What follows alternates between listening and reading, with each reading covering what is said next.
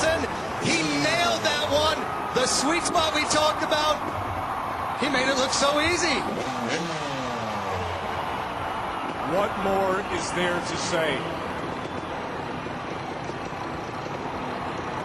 Now comes what has been said to be the hardest part. As if 10 stories skyrocketing into the air isn't enough, the free fall back down. Here it comes. Robbie was leaning out there. He was looking down, and the weight of that motorcycle alone would terrify a normal human being. But Robbie's so confident as he coasts to the edge of that 100-foot drop.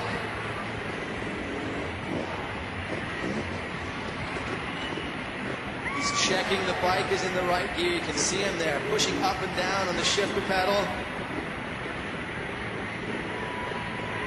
Here we go.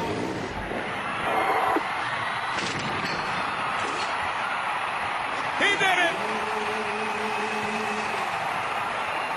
Higher than anybody has ever gone before, and successfully returns